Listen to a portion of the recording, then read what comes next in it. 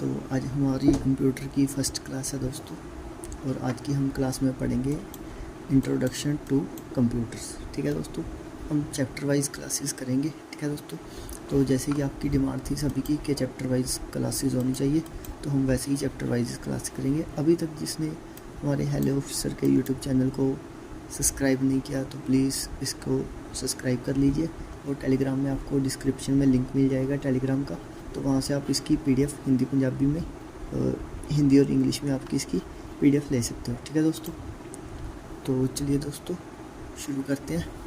गणपति जी का आशीर्वाद लेते हुए, जैसे आज पहला नवरात्र था, आज से नवरात्रे भी शुरू हो गए, तो उसी तरह से चलिए दोस्तों आज हमारी क्लासेस भी शुरू करते हैं। ठीक है, इन नवरात्रों के अवसर पे तो कोशिश करेंगे कि हम इन नवरात्रों में हमारा कंप्यूटर का सिलेबस कंप्लीट कर लें, बिकॉज आपके एग्ज़ाम भी बहुत जल्दी आ रही हैं दोस्तों। ठीक है, तो चलिए दोस्तों स्टार्ट करते हैं। What is computer. कंप्यूटर के बारे में जान लेते हैं कि कंप्यूटर क्या है। ठीक है दोस्तों, तो हमारे पास जो कंप्यूटर वर्ड है, हमारे पास आज का जो हम वर्ड यूज़ करते हैं कंप्यूटर, वो हमने लैटिन वर्ड से लिया है। लैटिन वर्ड कंप्यूटर, ठीक है दोस्तों, उससे लिया है, जिसका मतलब होता है टू कंप्यूट और टू कैलकुलेटर। पहले जो हमारा कंप्यूटर था उसका मेन पर्पस यही था कि वो किसी भी चीज़ को कैलकुलेशन को कैलकुलेट करने के पर्पस से ही बनाया गया था। पर जैसे जैसे जनरेशन आगे आगे चलती रही, हम उससे डिफरेंट टास्क करवाने लगे। जैसे आजकल तो AI ही आ गया है। ठीक है दोस्तों, तो उसी तरह से कंप्यूटर भी अपने आप को अपडेट करता रहा, हमने कंप्यूटर को भी अपडेट करता रहा। ठीक है दोस्तों, जो कंप्यूटर होता है उसमें वेरियस कंपोनेंट होते हैं। ठीक है, जैसे मेमोरी हो गया, CPU हो गया, स्टोरेज डिवाइस हो गई, इनपुट डिवाइस हो गई, आउटपुट डिवाइस हो गई। ठीक है दोस्तों, ये हम आगे पढ़ेंगे कि स्टोरेज डिवाइस, इनपुट डिवाइस क्या होते हैं। आज हम जस्ट एक बेसिक सी नॉलेज लेंगे। ठीक है, कंप्यूटर की। तो जो हमारा CPU है दोस्तों, वो ब्रेन होता है कंप्यूटर का, जो परफॉर्म करता है सभी तरह की कैलकुलेशन से। ठीक है दोस्तों, और हमारा जो कंप्यूटर होता है वो डाटा स्टोर करता है CPU में। ठीक है, और उस डाटा, और जो हम उसको इंस्ट्रक्शंस प्रोवाइड करते हैं, वो हमसे इंस्ट्रक्शंस लेके हमको क्विकली रिस्पॉन्स करता है। ठीक है दोस्तों, और अगर हमारा कोई डाटा है तो वो कंप्यूटर लॉन्ग टर्म के लिए स्टोर कर लेता है। और इनपुट डिवाइस जैसे कीबोर्ड, माउस हो जाते हैं, जिससे हम कंप्यूटर को अपनी इंस्ट्रक्शंस देते हैं। और आउटपुट डिवाइस जैसे मॉनिटर हो गया, प्रिंटर हो गया, उस तरह से हम अपनी इंस्ट्रक्शंस कंप्यूटर से, जो कंप्यूटर प्रोसेस करने के बाद हमें आउटपुट देता है, वो हम मॉनिटर या प्रिंटर की हेल्प से ले सकते हैं। ठीक है दोस्तों, तो उसके बाद कुछ सॉफ्टवेयर होते हैं, जैसे operating software, application software. Application software जैसे हमारे पास MS वर्ड हो गया, MS एक्सेल हो गए, वो हमारे एप्लीकेशन सॉफ्टवेयर हो गए।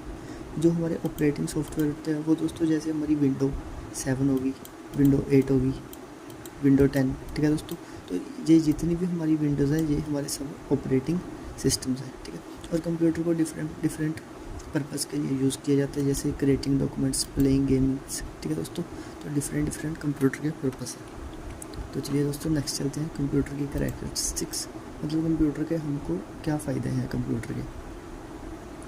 ठीक है दोस्तों, फर्स्ट इसकी स्पीड बहुत ज़्यादा है। अगर आप आज के अपने कैलकुलेटर को यूज़ करोगे तो उसमें आप कुछ भी टाइप करते हो, उसके साथ के साथ आपको उसका रिज़ल्ट मिल जाता है। ठीक है दोस्तों, उसी तरह से ये मिलियन ऑफ कैलकुलेशंस कर सकता है कुछ ही सेकंड्स में। ठीक है, उसकी स्पीड बहुत हाई होती है। एक्यूरेसी इसमें दोस्तों ये नहीं है कि अगर हम जैसे हम थक जाते हैं थोड़ी देर काम करने के बाद, तो हम अपनी थोड़ी एक्यूरेसी हमारी कम हो जाती है, हम कुछ ना कुछ गड़बड़ करने लग जाते हैं, जैसे हमारी ब्रेन पे ज़्यादा बर्डन पड़ता है, जैसे हम मैथ करते हुए कुछ सिली मिस्टेक्स कर देते हैं उसमें कैलकुलेशन की, तो उस तरह से कंप्यूटर वैसा कुछ नहीं करता। ठीक है, इसमें फुली एक्यूरेसी रहती है। नेक्स्ट दोस्तों हमारे पास डेलीजेंसी का मतलब रिलायबल, कि हम इस पर हाईली रिलायबल हो सकते हैं, मतलब इस पर विश्वास कर सकते हैं, क्योंकि ये क्या करता है, कॉम्प्लेक्स कैलकुलेशंस होते हैं जो, या लॉन्ग कैलकुलेशंस होते हैं, उनको स्पीड और एक्यूरेसी के साथ परफॉर्म करता है। नेक्स्ट दोस्तों फोर्थ पॉइंट है हमारा वर्सेटिलिटी। जो कंप्यूटर है वो वर्सलिटी है। वर्सलिटी का मतलब होता है वो काफ़ी सारे काम, मतलब 2-4 काम वो कंटिन्यूसली कर सकता है, कि आप म्यूज़िक भी प्ले कर रहे हो कंप्यूटर में, और आप कुछ और अपना काम भी कर रहे हो, आप गेमिंग भी कर रहे हो और म्यूज़िक भी सुन रहे हो, तो वैसे ही वो मल्टीटास्किंग भी कर लेता है दोस्तों। ठीक है, सेम टाइम पे। नेक्स्ट हमारे पास है स्टोरेज। तो स्टोरेज में हमारे पास आ जाता है दोस्तों कि ये लार्ज स्टोरेज अमाउंट, जो डाटा हमारा काफ़ी डाटा होता है, जैसे हमारी वीडियोज़ होगी, ऑडियो होगी, पिक्चर्स होगी, वो सभी डाटा अपने कंप्यूटर अपने पास स्टोर कर लेता है। जब भी हमको लोड होगी हमें ज़रूरत होगी हम कंप्यूटर से अपना डाटा ले सकते हैं। ठीक है दोस्तों, नेक्स्ट ये कुछ इम्पोर्टेंट पर्सन एंड सिस्टम है। ठीक है, इनको आपको याद रखना है। जैसे father of computer Charles Babbage, father of modern computer science Alan Turing, first non program electronic digital computer, Atanasoff Berry computer ABC। ठीक है, इसको शॉर्ट फॉर्म में कह देते हैं first generation purpose electronic digital computer. ठीक है दोस्तों, इसको हम कह देते हैं electronic numerical integrator and calculator. इसको हम शॉर्ट में ENIAC भी कह देते हैं। ठीक है दोस्तों, तो नेक्स्ट हमारा फर्स्ट माइक्रो प्रोसेसर इंटेल 4004। ठीक है दोस्तों, नेक्स्ट हमारे पास आता है first commercial available computer universal automatic computer. तो ये दोस्तों आपको सभी इसको याद रखना है, ये इम्पोर्टेंट है। ठीक है, आपके एग्ज़ाम के पर्पज़ से, तो आप इनको याद कर लेना। ठीक है दोस्तों, PDF आपको टेलीग्राम चैनल में मिल जाएगी, तो आप टेलीग्राम चैनल को ज्वाइन कर लेना ज़रूर। ठीक है दोस्तों, नेक्स्ट हमारे पास है जनरेशन्स कंप्यूटर की दोस्तों मेनली 5 जनरेशन है। हम कंप्यूटर की 5 जनरेशन यूज़ कर रहे हैं, बट उसकी नेक्स्ट जो जनरेशन है वो AI है, 6th जनरेशन। ठीक है दोस्तों, वो AI है। तो जो कंप्यूटर की फर्स्ट जनरेशन थी वो 1946 से 1959 तक चली। ठीक है दोस्तों, इसमें क्या होता था, फर्स्ट जनरेशन के जो कंप्यूटर होते थे वो वैक्यूम ट्यूब से यूज़ करते थे। ठीक है, आप अगर गूगल पे सर्च करोगे, सॉरी आज थोड़ा ना इसमें पिक्चर्स वगैरह लगाना भूल गए, तो मैं कोशिश करूँगा कि आपके लिए कल से वो पिक्चर भी इसमें ऐड करूँगा। ठीक है दोस्तों, तो जो वैक्यूम ट्यूब्स यूज़ करते थे कंप्यूटर में, ठीक है, और ये वेरी लार्ज स्पेस कवर करते थे। जैसे हमने इस कंप्यूटर को सेटअप करना, जैसे आजकल के हमारे कंप्यूटर या लैपटॉप हैं, उन्हें हम बहुत कम स्पेस में रख सकते हैं, बट जो हमारा फर्स्ट जनरेशन का कंप्यूटर था उसके लिए बहुत ही ज़्यादा लार्ज स्पेस चाहिए थी, और उसके लिए एक एयर कंडीशनर भी चाहिए था। ठीक है, जो उसको ठंडा रख सके। ठीक है दोस्तों, तो ये मशीनी लैंग्वेज यूज़ करता था ये जो कंप्यूटर था। ठीक है, और ये कुछ कंप्यूटर्स के नाम है जो फर्स्ट जनरेशन के थे। ठीक है, जैसे IBM 701, IBM 650। ठीक है दोस्तों, इस तरह से। और नेक्स्ट हमारे पास है सेकेंड जनरेशन कंप्यूटर। ठीक है दोस्तों, ये हमारी सेकेंड जनरेशन के कंप्यूटर हैं। ये 1959 से लेके 1965 तक चली। ठीक है दोस्तों, इन कंप्यूटर में क्या हुआ, इन कंप्यूटर ने जो पहले हम फर्स्ट जनरेशन में यहाँ पे देखिए दोस्तों, जो हम यहाँ पे वैक्यूम ट्यूब यूज़ करते थे, इन्होंने क्या किया, उस वैक्यूम ट्यूब को रिप्लेस करके ट्रांजिस्टर्स लगा लिए। ठीक है दोस्तों, अब ये ट्रांजिस्टर्स लगाने से क्या हुआ कि उसकी जो स्पीड थी, उसकी जो एक्यूरेसी थी फर्स्ट जनरेशन की, वो सेकंड जनरेशन में जैसे भी आई तो उससे बेटर हो गया। वो अच्छे से अपना टास्क परफॉर्म करने लग गया, परफॉर्मिंग अच्छे से करने लग गया। ठीक है दोस्तों, और इसमें मैग्नेटिक और मैग्नेटिक टेप यूज़ की जाती थी डाटा को स्टोरेज करने के लिए। ठीक है दोस्तों, तो ये कुछ इसकी एग्जांपल्स हैं सेकंड जनरेशन कंप्यूटर की। IBM 1620। ठीक है, IBM 7094। तो इसी तरह से दोस्तों ये कुछ एग्जांपल है। जैसे जैसे हम अपनी नेक्स्ट जनरेशन में जाएंगे तो कंप्यूटर का साइज़ छोटा होता जाएगा और उनकी एक्यूरेसी, उनके काम बढ़ते चले जाएंगे। ठीक है दोस्तों, तो नेक्स्ट हमारे पास आ जाता है थर्ड जनरेशन कंप्यूटर की। ये 1965 से लेकर 1971 तक चली। ठीक है दोस्तों, इसमें क्या हुआ, इसने जो हमारी ट्रांजिस्टर्स, आप यहाँ पे देखिए दोस्तों, यहाँ पे हमने क्या किया था, फर्स्ट जनरेशन में वैक्यूम ट्यूब, सेकंड में ट्रांजिस्टर्स, और थर्ड जनरेशन में क्या हुआ, हमने ट्रांजिस्टर को चेंज करके इंटीग्रेट सर्किट करता है, जिसे हम ICSV कहते हैं। ठीक है दोस्तों, और ये जो कंप्यूटर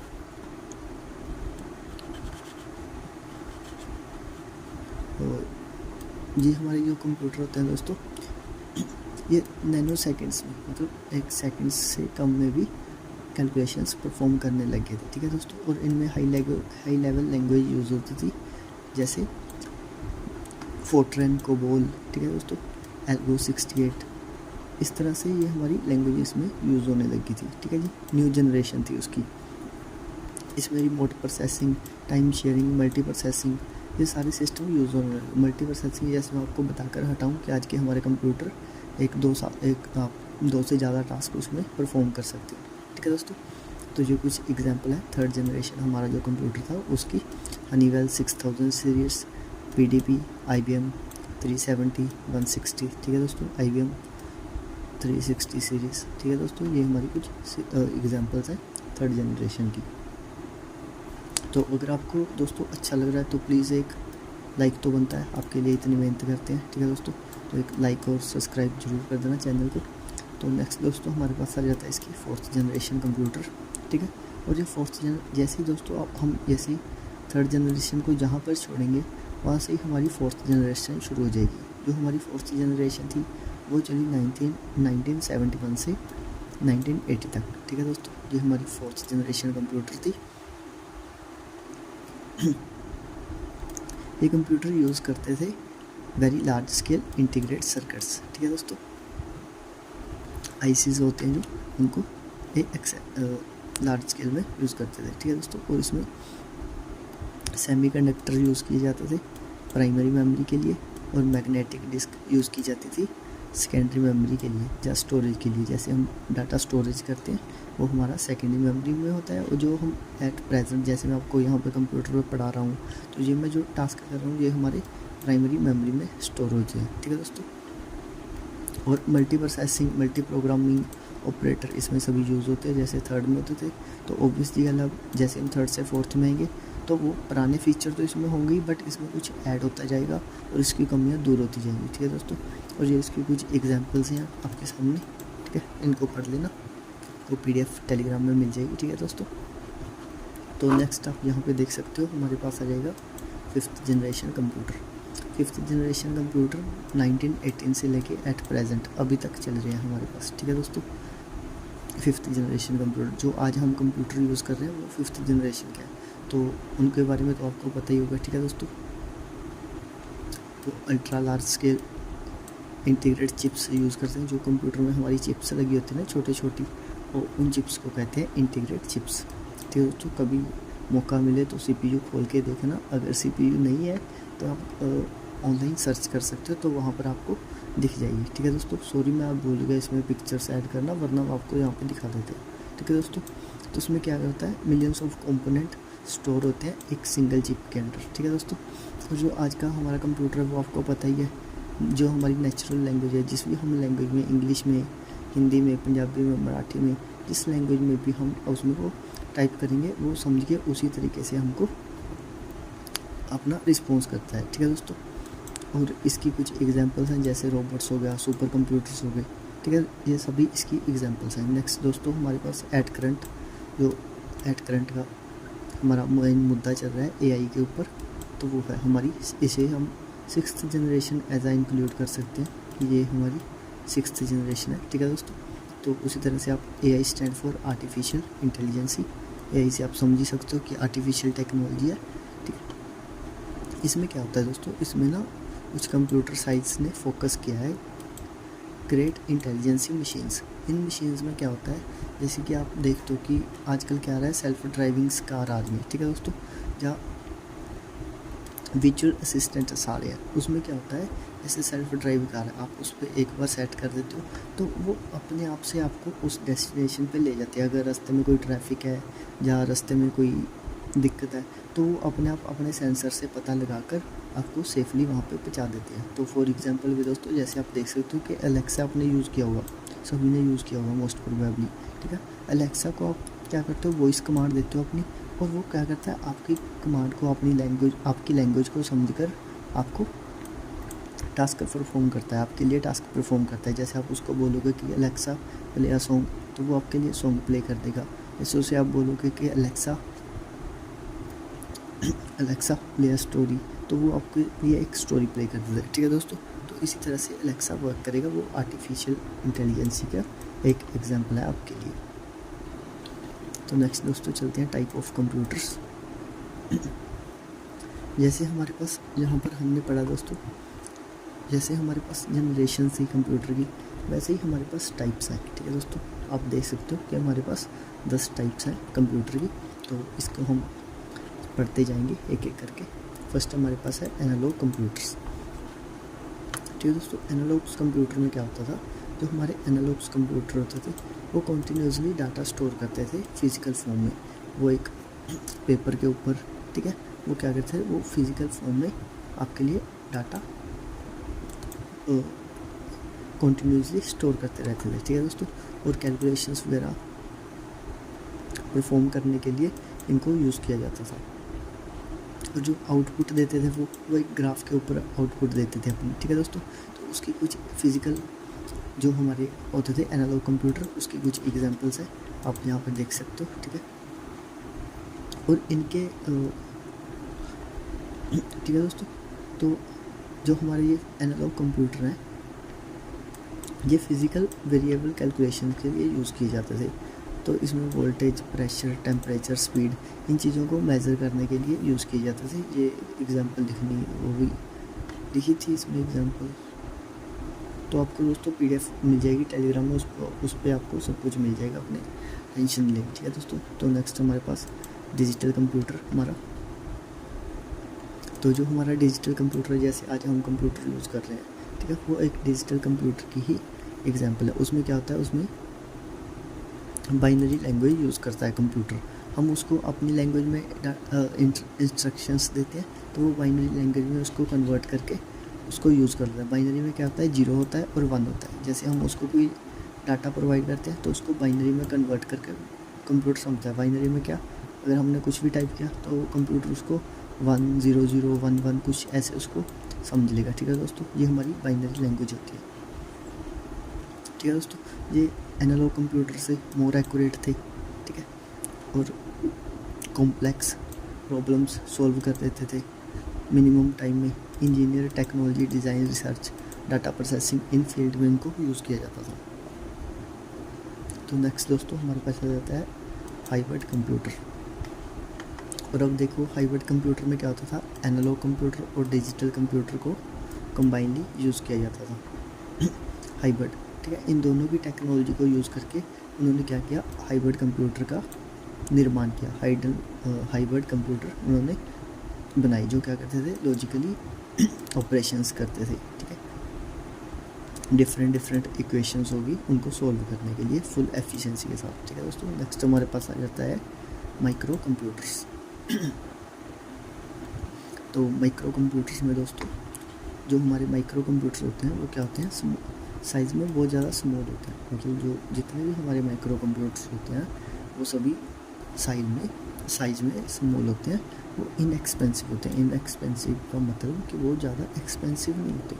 मतलब जैसे हमारा पुराने कंप्यूटर थे, फर्स्ट जनरेशन के कंप्यूटर थे, तो वो ज़्यादा लार्ज होते थे साइज़ में, तो उनको हैंडल करना और उनको यूज़ करना, तो उसके लिए बहुत सारा एक्सपेंडिचर चाहिए था, ठीक है दोस्तों।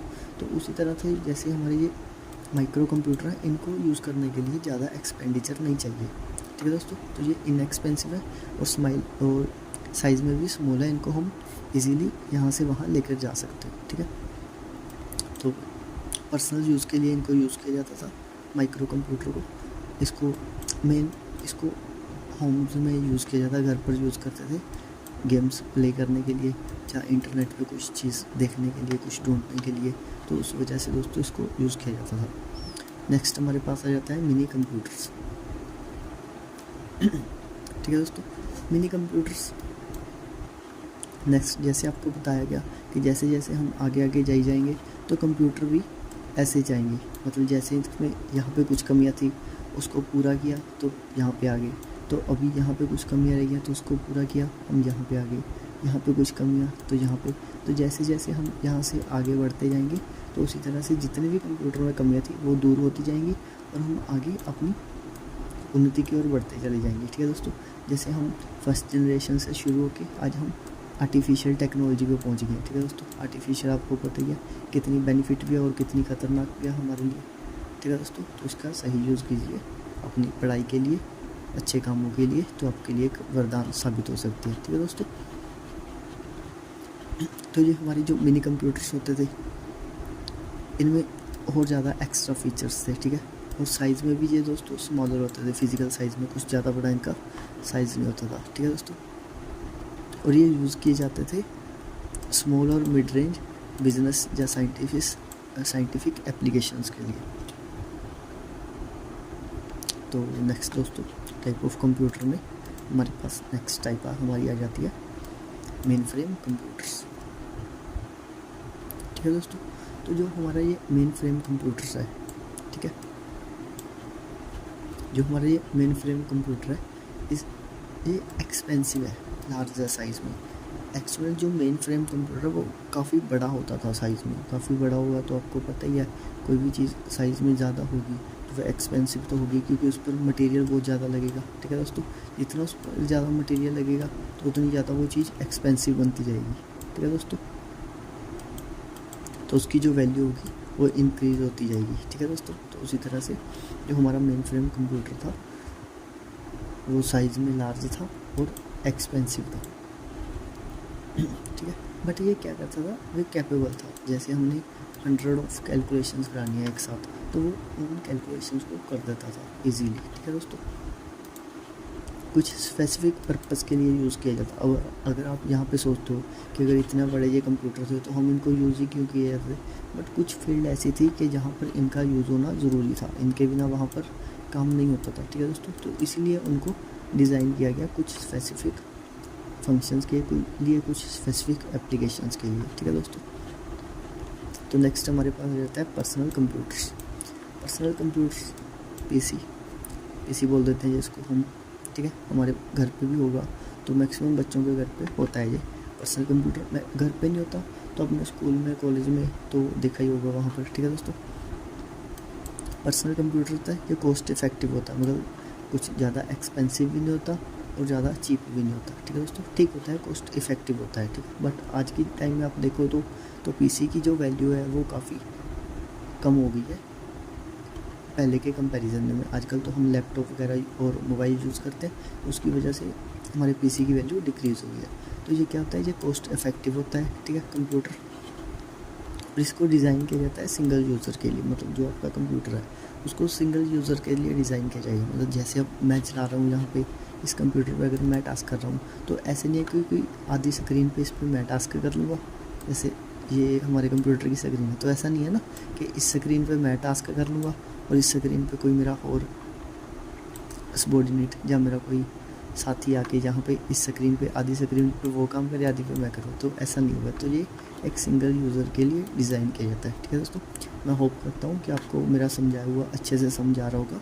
अगर आपको अच्छे से समझ आ रहा है तो आप एक बार चैनल पे विज़िट ज़रूर कीजिए, तो वहाँ पर आपको बैंकिंग अवेयरनेस की भी क्लासेस मिल जाएंगी। ठीक है दोस्तों, बैंकिंग अवेयरनेस की वहाँ पर हमारे 6th लेक्चर हो चुके हैं, बट बच्चे वहाँ पे देखने ही नहीं आ रहे। अगर उसको नहीं देखे तो हमें मजबूरी में उस क्लास को बंद करनी पड़ जाएगी, बट होप सो हम उसको कंप्लीट करेंगे। तो आप नहीं देखोगे तो किसी और के तो काम आ ही जाएगी। ठीक है दोस्तों, तो बट अपने एग्ज़ाम से पहले उस क्लासेस को ज़रूर देख लेना। बैंकिंग अवेयरनेस की आपके लिए काफ़ी हेल्पफुल होंगी, उसमें हम आपको क्विक रिविज़न करवा रहे हैं। ठीक है दोस्तों, तो ये हमारे पर्सनल कंप्यूटर्स थे। ठीक है दोस्तों, CPU यूज़ किया जाता था इनको, और सिंगल चिप में काफ़ी सारा डाटा स्टोर हो जाता था।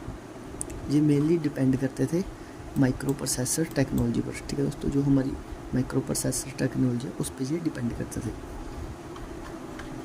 तो ये लास्ट हमारे 3 टाइप्स हैं दोस्तों, इनको भी कवर कर लेते हैं, उसके बाद आप अपना आगे बढ़ सकते हो, क्योंकि आपको आपके एग्ज़ाम को देखते हुए आपको थोड़ा थोड़ा जितना आपके लिए इम्पोर्टेंट है, आपके लिए सारा इम्पोर्टेंट डाटा आपको कवर करवाया जा रहा है, कुछ अननेसेसरी नहीं पढ़ाया जा रहा आपको। ठीक है दोस्तों, जो कुछ आपके लिए मेन है वही आपको प्रोवाइड किया जाता है। अगर आपके पास टाइम कम है तो आप टेलीग्राम से PDF लेके खुद ब खुद पढ़ सकते हो, अगर आपने पहले पढ़ा हुआ है। और अगर आपको लग रहा है कि यहाँ पे आपका थोड़ा ज़्यादा टाइम लिया जा रहा है तो आप PDF से पढ़ सकते हो, वरना आप यहीं से ही पढ़ लो दोस्तों, उसमें कोई दिक्कत नहीं है। ठीक है, अगर आपको कोई भी दिक्कत है तो आप कमेंट में बता सकते हो, हम आपकी प्रॉब्लम को ज़रूर सॉल्व करेंगे। ठीक है दोस्तों, तो चलिए चलते हैं। आर्म टॉप कंप्यूटर दोस्तों ये बहुत ज़्यादा स्मॉल होते हैं साइज़ में, मतलब साइज़ में बहुत ज़्यादा छोटे होते हैं। इनको आप पाम पे, हैंड की पाम, जैसे हाथ की हथेली होती है ना, तो उसको आप वहाँ पे रख सकते हो। आप इसकी एग्जांपल ले सकते हो, जैसे हमारे पास फ़ोन है, आजकल हमारे पास सभी के पास फ़ोन है, उसे हम मिनी कंप्यूटर भी कह सकते हैं। ठीक है दोस्तों, जो हमारे पास फ़ोन है उसको हम इजीली अपने हाथ पे रख के चला सकते हैं। ठीक है, वो एक एग्जांपल है कंप्यूटर की। ठीक है दोस्तों, इलेक्ट्रॉनिक पेन एक्चुअल में जो ये बात कर रहा है जिस पाम टॉप कंप्यूटर की, ठीक है, उसमें आपने पहले देखा होगा कि पहले की ना एक टच स्क्रीन के फ़ोन आते थे, तो वहाँ पे क्या होता था, इलेक्ट्रॉनिक पेन यूज़ किए जाते थे। एक ऐसा पेन बना होता था कि अगर आपने स्क्रीन पे कुछ चलाना है, जैसे आपकी फ़ोन की स्क्रीन है, ठीक है, अगर आपने यहाँ पे कोई भी ऐप खोलना है या कुछ भी आपने करना है, तो उसके लिए आपको दोस्तों तो उसके लिए आपको वहाँ पर जाकर अपना उस पेन की मदद से टच करना पड़ेगा। जैसे आप उस पेन की मदद से वहाँ पर जाके स्क्रीन पे टच करते हो तो वो फंक्शन खुल जाता है। ठीक है दोस्तों, तो इस फ़ोन में आपके फिंगर्स काम नहीं करेंगे। अगर आप फिंगर्स इस पर टैप करोगे तो वो काम नहीं करेंगे। ठीक है दोस्तों, तो इसके लिए ये पेन यूज़ किया जाता था। ठीक है दोस्तों, तो नेक्स्ट इसको इनपुट देने के लिए यूज़ किया जाता था वो आर्म टॉप कंप्यूटर में। ये स्मॉल होता था,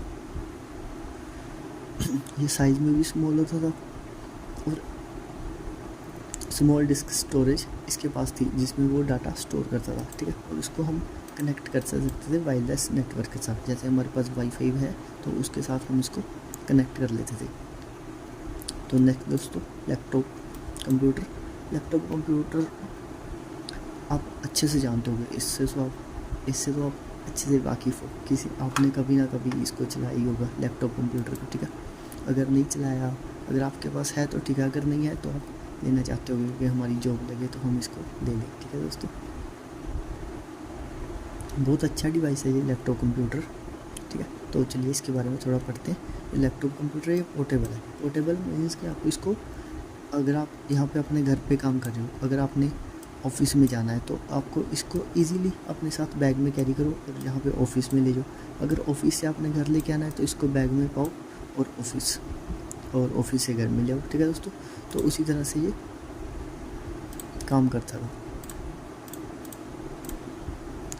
तो चलिए दोस्तों, आगे हमारे पास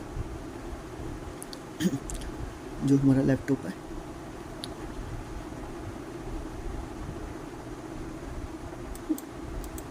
तो इसको यूज़ किया जाता है टेम्प्रेरी स्पेस के लिए। जैसे अगर हमने कोई मीटिंग अटेंड करनी है या हमने कहीं एरोप्लेन में जाना है तो उस समय हम क्या करते हैं, इसको टेम्प्रेरी यूज़ के लिए इसको हम साथ में हैंडल कर लेते हैं, क्योंकि ये बहुत इजी है यहाँ से वहाँ लेके जाना। ठीक है दोस्तों, इसको डिज़ाइन किया जाता है इस हिसाब से, इसको लो पावर कंजप्शन, जैसे हम फ़ोन को चार्ज लगाते हैं थोड़ी सी पावर लेता है, वो थोड़ी सी बिजली लेता है, उसी तरह से ये लैपटॉप भी थोड़ी सी बिजली लेता है। और इसमें अटैच कीबोर्ड होता है, टच पैड होती है। टच पैड जैसे आप फिंगर से उस पर माउस चला सकते हो, और कीबोर्ड आपके पास होता है जिससे आप कुछ भी उसमें टाइप कर सकते हो। ठीक है दोस्तों, और हमारा लास्ट वन वर्क स्टेशन है, वो जो हमारा पीसी है, पर्सनल कंप्यूटर। ठीक है, उससे भी ज़्यादा फास्ट है ये हमारा, जो हमारा वर्क स्टेशन है उससे भी ज़्यादा फास्ट है। इसको डिज़ाइन किया जाता है यूज़र के लिए या कुछ ग्रुप्स के लिए जो मल्टीटास्किंग काम करते हैं। ठीक है दोस्तों, उन यूज़र के लिए इसको स्पेशली डिज़ाइन किया जाता है जिसको मल्टीटास्किंग या कहीं बड़े बड़े जो ग्राफिक डिज़ाइनर होते हैं उनके लिए इनको डिज़ाइन किया जाता है, क्योंकि इसमें रैंडम एक्सेस दे सकते हो आप। इसमें हाई मेमोरी होती है, हाई स्पीड होती है, हाई ग्राफिक्स होते हैं, जिसकी वजह से आप इसमें अच्छे काम कर सकते हो। ठीक है दोस्तों, और हैवी टास्क आप इसमें परफॉर्म कर सकते हो। ठीक है दोस्तों, तो आज की ये हमारा कंप्यूटर का हमारी इंट्रोडक्शन इतनी थी। ठीक है दोस्तों, तो कल हम इसको आगे कंटिन्यू करेंगे। तो अगर आपको अच्छा लगा दोस्तों तो आप प्लीज़ चैनल को लाइक, सब्सक्राइब और शेयर कर दीजिए।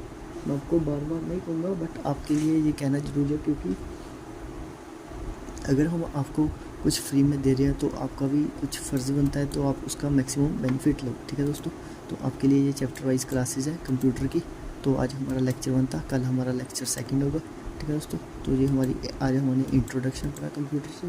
कल हम इसके कुछ बेसिक कंपोनेंट्स पढ़ेंगे, हार्डवेयर, इनपुट, आउटपुट, तो उनके बारे में पढ़ेंगे। और ये आने वाले सभी अपकमिंग एग्ज़ाम के लिए इम्पोर्टेंट है, जैसे SBI का मेन, IBPS का। ठीक है, RBI असिस्टेंट का पेपर अभी उसका प्री होगा, तो उसके बाद उसमें कंप्यूटर आएगा। ठीक है दोस्तों, तो उसी तरह से हम इसको यूज़ कर सकते हैं। ये आप देख सकते हो यहाँ पे कंप्यूटर बना हुआ है। ठीक है, तो हमने इसको डिटेल में पढ़ना है, इस कंप्यूटर को डिटेल में पढ़ना है। ये कीबोर्ड, माउस और इसके अंडर जो लगा होता है हार्डवेयर, CPU, प्रोसेसिंग यूनिट, वो सब हम दोस्तों कवर करेंगे। तो अपने प्लीज़ इस चैनल पर बने रहना है, तो आपको डेली वीडियो मिल जाएगी। ठीक है दोस्तों, तो अपने वो वीडियो को देखना है। अगर आपको अच्छी लगे तो आप अपने दोस्तों के साथ शेयर कर दो, नॉलेज को इंक्रीज़ करो। चलिए दोस्तों, मिलते हैं नेक्स्ट क्लास में। Thank you.